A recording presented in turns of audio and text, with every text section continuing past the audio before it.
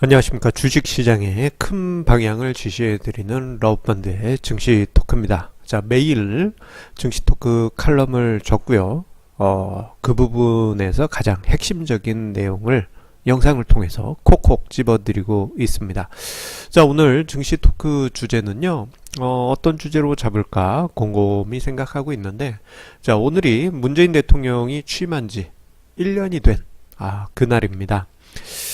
자, 이 대통령 취임하고 1년, 그 이전에 전 대통령들도 1년차 때 주식시장이 가지는 의미에 대해서 시장에서 왕왕 분석하기도 하는데요. 자, 지난 1년 워낙에 또 다사다난한 일들이 많았기 때문에 우연히, 작년에 제가 썼던 증시 토크를 뒤적뒤적 보다 보니까, 내가 이런 훌륭한 글을 썼구나 라는 그러한 느낌이 들어서 오늘 증시 토크 주제를 잡았습니다. 자, 이게 무슨 말이냐? 이게 웬 자화자찬 아니냐? 아이고, 이거 영상 보기 쑥스럽다, 그렇게 생각하실 수 있는데요. 제가 작년 그 문재인 대통령 취임 이후 대략 그 후 한 보름 정도 뒤에 썼던 글이 있습니다. 2017년 5월 29일 대형주 장세 속 문재인 대통령 행보가 증시에 미칠 영향을 생각하다라는 제목으로 글을 썼습니다. 자, 그때 당시 이제 특정 업종이 잘 간다 이런 취지가 아니고요. 한국 증시의 질적 특징이 어떻게 바뀔 것이냐, 그것에 대한 분석을 하면서 과거 두 대통령 시기를 비교했습니다. 하나는 이제 문재인 대통령과 성향이 매우 비슷한 2000년대 중반의 노무현 전 대통령 시기, 그리고 그 후에 좀 이제 성향이 완전히 180도 바뀌었죠. 이명박 전 대통령 시기를 비교를 했었던 글입니다. 자, 이게 무슨 얘기냐? 자, 이 두 대통령 시기는요, 극단적으로 그 기업 관련한 정책이 틀렸습니다. 노무현 대통령 시기 때는 대기업보다는 중소기업 중심의 드라이브를 많이 걸었고요. 그리고 한편으로는 이명박 전 대통령 시기 때는 대기업을 노골적으로 중심으로 그렇게 지원하는 기업 정책을 많이 펼쳤습니다. 대표적으로 수출 관련 대기업들의 많은 유리한 여건들을 만들어 줬는데요. 대표적인 현상이 그거였죠. 이명박 대통령 시기 때 원달러 환율은 고환율, 원화 절하시킨 상황이 계속 유지됐습니다.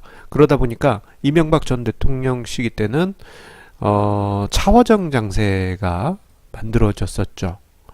자동차, 화장품, 화학, 정유, 화장품이 아닙니다. 자동차, 화학, 정유, 이렇게 수출주 중심의 차화정 장세가 있었고, 그때 당시 대형주가 엄청나게 상승을 했습니다. 자, 그 두 시기를 비교해 드렸었던 글이 2015년 5월 29일에 그 글입니다. 자, 보게 되면요, 노무현 대통령 때는 대형업종 지수가 193% 상승할 때 소형업종 지수는 275% 상승, 거의 3.7배, 4배 가까운 상승이 노무현 대통령 시기 때 소형업종 지수에서 나타났습니다. 그에 반해서 이명박 전 대통령 시기 때는 자, 대형업종 지수가 22% 상승하는 동안 소형업종 지수는 상대적으로 크게 소외되면서 5.6% 상승한 정도로 그쳤습니다. 자, 이 확연히 틀린 그런 분위기였죠. 자, 그렇기 때문에 이제 문재인 대통령 시기 때는 소형주 드라이브를 걸 가능성이 그러니까 대기업보다는 중소기업 중심의 드라이브를 걸 가능성이 높다라고 분석을 해드리면서 그 시기 때 이제 취임하자마자 장하성 정책실장 그리고 김상조 공조위원장을 임명하는 등 대기업 중심보다는 중소기업 중심의 드라이브를 걸 것이라는 그러한 모습이 직접적으로 나타났습니다. 자, 그런데요, 대신에 이제 그때 분석글에서 무조건적으로 소형주나 중소형주가 더 앞서갈 것이다 이런 글이 아니고 노무현 대통령 때 보면 임기 초반에는 대형주가 더 많이 상승을 했습니다. 임기 초반에는 소형주가 상대적으로 부진했고 대형주가 훨씬 높은 상승률을 보였어요.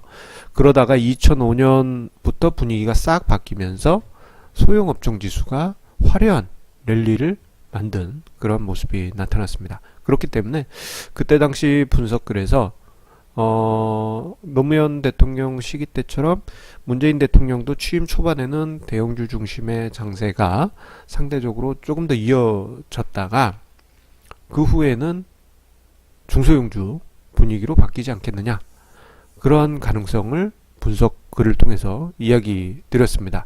자, 우연이든 필연이든 2017년 문재인 대통령 취임하시고 그리고 연말까지 대형주 중심의 장세가 나타났는데, 그게 워낙 이제 차별화 장세가 심했다 보니까 소형주라든가 소형주에 많이 포진되어 있는 가치 투자를 하는 가치 투자자들이 많이 포기하는 그런 상황이 만들어지기도 했습니다. 자, 그런데요, 작년 10월부터 해서 분위기가 확연히 바뀌었습니다. 자, 보게 되면요, 문재인 대통령 취임부터 해서 10월 말까지, 2017년 10월 말입니다. 그때까지 대형업종 지수는 13% 이상 상승하면서 대형주 중심의 장세, 화려한 랠리가 나타났습니다. 그 기간에 소형업종 지수는 3.4% 하락했어요.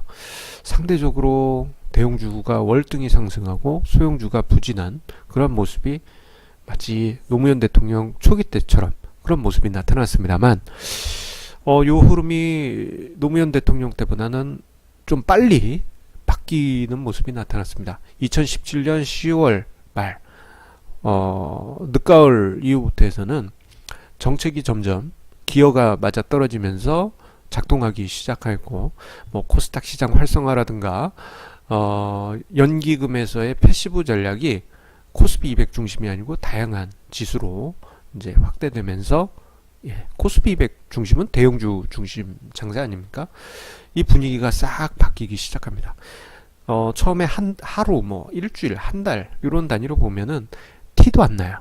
하지만 6개월 이상 지난 현 시점에서 보게 되면요, 대형업종 지수가 작년 10월 말부터 해서 최근까지 5.8% 큰 폭의 하락. 그에 반해서 소형업종 지수는 18.7%라는 드라마틱한 상승률이 나타났습니다. 즉, 이제 점점 문재인 대통령의 정책 드라이브 속도가 가속화되면서 소형주의 스몰캡의 강한 강세가 나타나고 상대적으로 대형업종 지수가 부진한 그런 모습이 나타나고 있는 것이죠. 자, 그리고 증시 1년차 효과가 있습니다. 이제 13대 대통령 때부터 해서 우리나라 대통령 선거가 직선제로 바뀌었죠.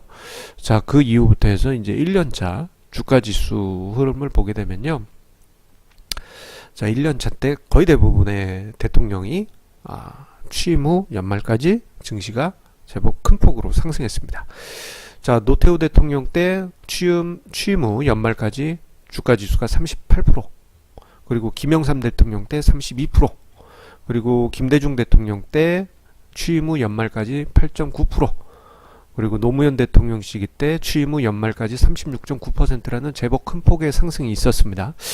자, 그런데 좀 아이러니하게요, 자, 이명박 대통령 때는 취임 후 연말까지 34% 폭락.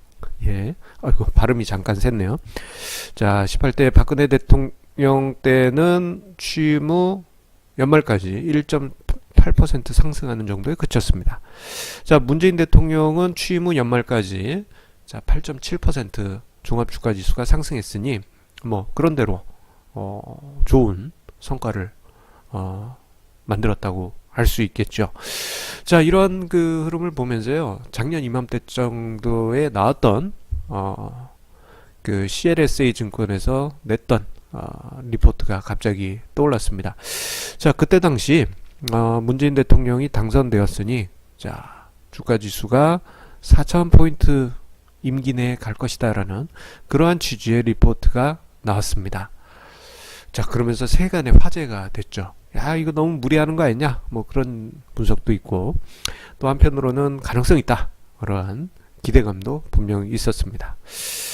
자, 지난 1년여 동안 뭐 아주 드라마틱하게 주가 지수가 상승한 것은 아니지만 아직도 우리나라 증시가 세계 증시로 볼 때 매우 저평가된 국가에 지금 들어와 있다는 점, 그리고 현재 종합주가지수가 2500 부근에서 맴돌고 있습니다만, 자, 지금 시장 밸류에이션 수준이 뭐 2000년 IT 버블 붕괴되고 뭐 얼마 지난 뒤에 그러니까 좀 매우 저평가된 수준의 그 정도로 저평가되어 있고, 그 정도 수준은 또 한편으로는 2008년 금융위기 좀 지난 후에 저평가된 수준에 지금 우리나라 증시가 위치해 있습니다. 자, 이렇게 저평가되어 있는 한국 증시, 자, 그리고 문재인 대통령의 1년차 결정적으로 지금 또 바뀐 게 하나 있죠. 작년 이맘때만 하더라도 트럼프 대통령이 북한에 묻지 한국하고는 얘기도 안 하고 공격해버리겠다, 그러한 분위기 속에 전쟁 리스크가 매우 컸습니다만, 지금은 남북관계가 급격하게 화해 무드 속에서 따뜻하게 변해가고 있고, 그리고 북미 회담 조만간에 열리지 않습니까? 트럼프 대통령도 만나겠다. 예, 그리고 어제 밤 사이에도 매우 고무적인 그러한 뉴스가 있었죠. 예. 자, 이런 분위기, 지정학적 리스크를 던져버린 한국 증시, 자, 앞으로 이제는 도약할 일만 있지 않을까, 그렇게 생각해 보면서, 자, 문재인 대통령의 차후 정책과 그리고 그 후에 증시를 한번 기대를 해보도록 하겠습니다. 자, 오늘 증시 토크는 여기서 마치도록 하겠고요. 항상 우리 시청자님의 좋아하기, 그리고 위에 있죠? 구독하기 버튼 꼭 눌러주시면 감사드리고요. 그리고 주변에 주식 투자 관심 있는 분들께 제 영상 좋은 거 있다 그러면요, 공유 이렇게 해주시면요, 예, 저에게 큰 힘이 되겠습니다. 자, 항상 시청자님들께 감사드리고, 내일도 자, 좋은 주제로 증시 토크 찾아뵙도록 하겠습니다. 감사합니다.